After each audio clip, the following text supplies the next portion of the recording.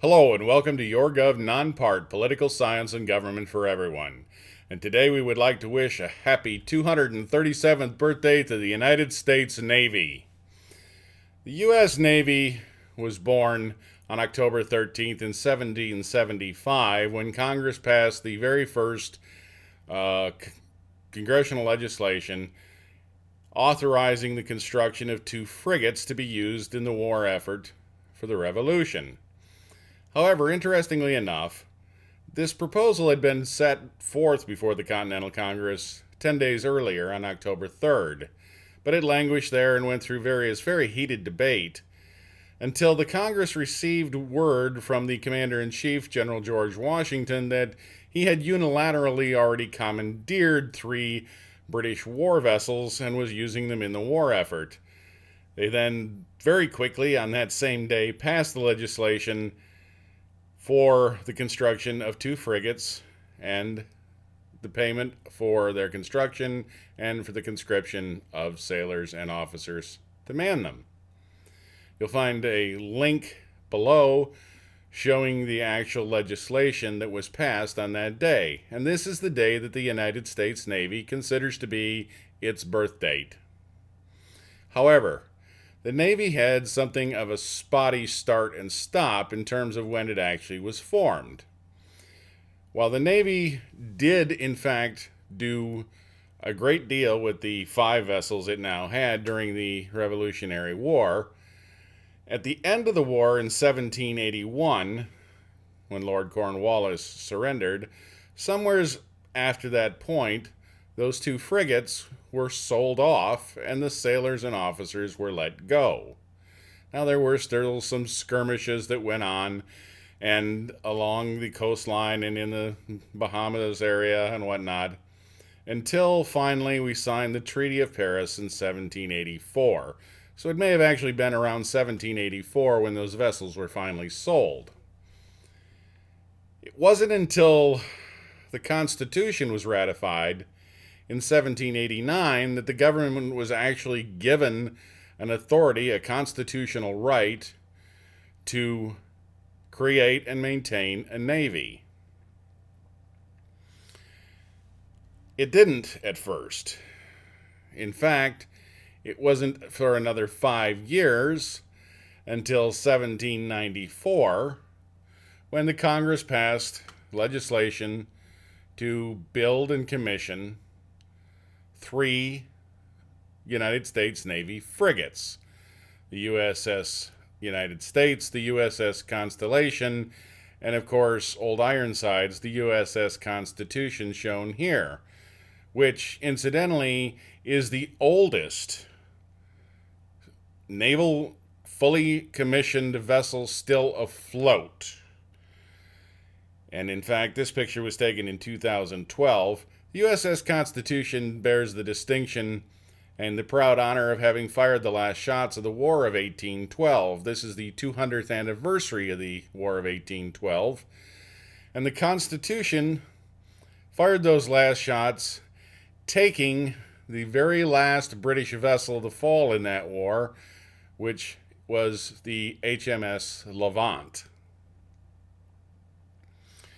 However, the Navy was still part of the Department of War, even after 1797, when its ships became operational. It wasn't until the following year, on April 30th of 1798, that the Department of the Navy was established as a separate entity, still part of the Department of War at the time, now Department of Defense. And actually, the Department of the Navy would celebrate, I suppose, its birthday on April 30th, in adverse to the Navy as a whole celebrating its birthday on October 13th. Since the time of the Constitution through the years, the Navy has been driven by a great deal of technological change, always staying not only in pace with but ahead of the rest of the world. Shown here is the USS Missouri, one of the great battleships and powerhouses of World War II with its huge 16-inch guns that could throw 1,800 pounds of munitions some 60 miles. And progress has always been an integral part of the Navy. As we moved into the Air Service and eventually the United States Air Force broke off, the Navy needed its own air wing, and the aircraft carrier was born. Submarines were born. The United States Navy has remained one of the most technologically advanced services in the world and will continue to do so. But nobody can say it, or certainly I can't say it as well as some. And so it's my great privilege to introduce, ladies and gentlemen, the Secretary of the Navy. This year's celebration of our 237th birthday is highlighted by anniversaries that have defined us as the greatest maritime warfighting force in history. Across the country, cities have held Navy Week celebrations for the bicentennial of the War of 1812, which guaranteed our independence and ensured our future. These events have shown the contrast of our modest beginnings with the original 6 frigates at the start of the 19th century to today's 21st century modern fleet. This year we also celebrate the 70th anniversary of Guadalcanal, one of our Navy's most important World War II victories in the Pacific, and also the 50th anniversary of the Cuban Missile Crisis, when President Kennedy was allowed to stand firm during the Cold War confrontation because of the might of 140 ships of our fleet in the Caribbean. Since then, the Navy has continued to provide the flexibility that our Commander-in-Chief needs to meet high and conventional or asymmetrical threats, to provide humanitarian assistance or disaster relief in response to natural crises. We have remained a nation committed to the seas and to a strong Navy. While we've innovated and built the world's greatest fleet through the years, what makes our Navy part of the best expeditionary fighting force ever is our sailors. You are standing the watch. You are sustaining peace in the global commons. The new defense strategy announced by the President in January is a maritime-centric strategy, so America has to have your continued best.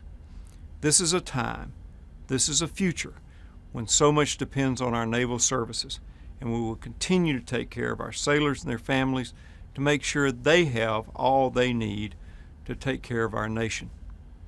You, those sailors, are part of a Navy warfighting team that is reliable, that is flexible, that is ready to respond anywhere worldwide, on, above, below the seas. I look forward to all we will accomplish in the years ahead. Thank you. Happy birthday, Navy. Semper Fortis. Thank you, Mr. Secretary. We'd like to wish you and everyone, all the men and women of the United States Navy, a very happy birthday. We want to thank you all for your service to our country. Semper Fortis. We'd like to thank everyone for watching this installment of YourGov Non-Part. Happy birthday to the United States Navy. We hope you'll take some time and pick subscribe above. You can always find us on Facebook. If you have questions or comments, please leave them in the comments section below. We hope you'll take time to rate this video. And as always, thank you for watching.